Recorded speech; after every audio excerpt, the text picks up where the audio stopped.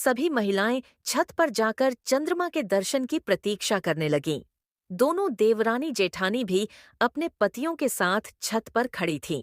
जैसे ही चंद्रमा निकला, वीडियो को आगे देखने से पहले अगर आप हमारे चैनल पर नए हैं तो वीडियो को लाइक करो और हमारे ड्रीम स्टार सीएन चैनल को सब्सक्राइब करो। चलिए आगे देखते हैं क्या हुआ।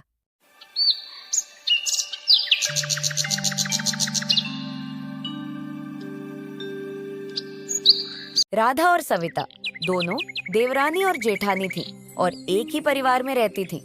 राधा का विवाह रमेश से हुआ था और सविता की शादी रमेश के बड़े भाई सुरेश से।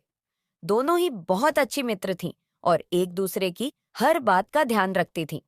गांव में करवा चौथ का दिन आने वाला था और चारों ओर इस त्योहार की तैयारियां जोर शोर से चल रही थीं। राधा और सविता भी अपनी करवा चौथ की तैयारी में लगी थीं। वे दोनों हर साल इस व्रत को बड़े श्रद्धा और विश्वास के साथ करती थीं। व्रत की तैयारी करवा चौथ के एक दिन पहले से ही दोनों ने अपने लिए सुहाग की चीजें खरीदनी शुरू कर दी थीं।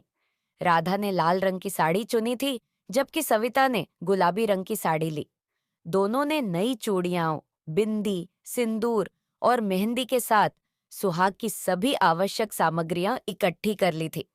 इस पर्व के दिन महिलाएं अपने सुहाग के प्रतीक चिन्हों को धारण कर अपने पति की लंबी आयु के लिए उपवास रखती हैं। सविता ने राधा से कहा, राधा, हर साल की तरह इस साल भी हमें बहुत अच्छे से व्रत रखना है। हम दोनों अपने पतियों के लिए इस व्रत को पूरी निष्ठा से करेंगे। राधा ने मुस्कुराते हुए कहा। हाँ भाभी, मैं भी यही सोच रही हूँ। इस बार तो मेरी मेहंदी भी बहुत गहरी रंगी है। जरूर इस बार व्रत का फल हमें अच्छा मिलेगा। व्रत का दिन करवा चौथ के दिन सुबह सुबह दोनों महिलाओं ने सरगी खाई, जो कि सास द्वारा दी जाती है और व्रत के दिन सूर्योदय से पहले खाई जाती है। सरगी में मिठाइयाँ, फल और सूखे मेवे होते हैं, जो उन्हें दिन भर निर्जल व्रत रखने के लिए ऊर्जा प्रदान करते हैं। इसके बाद दोनों ने दिन भर उपवास रखा और पूजा की तैयारी में जुट गईं। दोपहर होते ही गांव की सभी महिलाएं मिलकर करवा चौथ की कथा सुनने के लिए एकत्र हुईं। सविता और राधा भी पूजा की थाली में दिया, रोली, चावल, मिठाई और जल लेकर कथा सुनने बैठीं। कथा में सुहागिन स्त्रियों को चंद्रमा की पूजा करने और अपने पतियों की लंबी उम्र की कामना करने के महत्व के बारे में बताया गया। रिश्तों में आई कड़वाहट, हालांकि इस करवा चौथ के दिन कुछ अलग ही हुआ। पिछले कुछ दिनों से सविता और राधा के बीच कुछ मनमुटाव हो गया था। राधा को लग रहा था कि सविता उसके साथ ठीक से पेश नहीं आ रही, जबकि सविता का मानना था कि राधा उसकी बातों को नजरअंदाज कर रही है।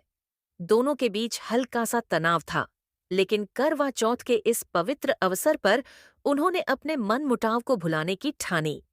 चंद्रमा का इंतजार पूजा के बाद रात होते होते चंद्रमा का इंतजार शुरू हो गया। सभी महिलाएं छत पर जाकर चंद्रमा के दर्शन की प्रतीक्षा करने लगीं। दोनों देवरानी जेठानी भी अपने पतियों के साथ छत पर खड़ी थीं। जैसे ही चंद्रमा निकला, सभी महिलाओं ने छलनी से चंद्रमा के दर्शन किए और फिर अपने पति को देखकर व्रत खोला।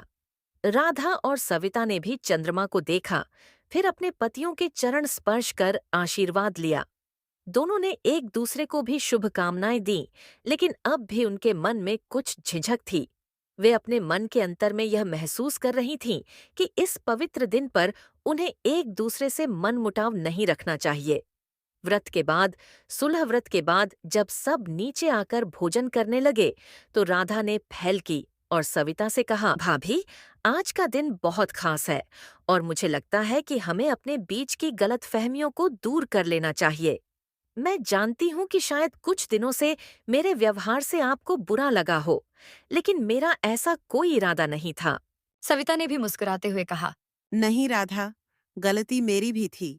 मैंने भी कुछ ज्यादा ही सोचा। हम दोनों को एक दूसरे का साथ हमेशा बनाए रखना चाहिए। दोनों ने एक दूसरे को गले लगाया और व्रत के इस पवित्र दिन पर अपने रिश्ते को फिर से मजबूत किया। उनके पतियों ने भी खुशी खुशी देखा कि दोनों ने आपस में सुलह कर ली है। त्योहार की समाप्ति इस तरह करवा चौथ का यह दिन न केवल उनके पतियों की लंबी आयु के लिए महत्वपूर्ण रहा, बल्कि उनके आपसी रिश्ते को भी नई ऊंचाई पर ले गया। करवा चौथ का व्रत सिर्फ पतियों के लिए ही नहीं, बल्कि यह रिश्तों में मिठास घोलने और एक दूसरे के प्रति प्रेम और समर्पण को बढ़ाने का प्रतीक भी है। राधा और सविता ने यह समझ लिया था कि कोई भी त्योहार तभी सफल होता है जब परिवार के सदस्य एक दूसरे के साथ मिलजुल कर उसे मनाएं।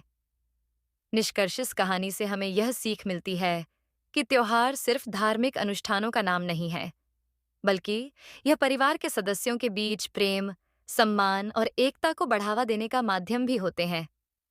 करवा चौथ का व्रत राधा और सविता के रिश्ते को और भी गहरा और मजबूत बनाने में मददगार साबित हुआ।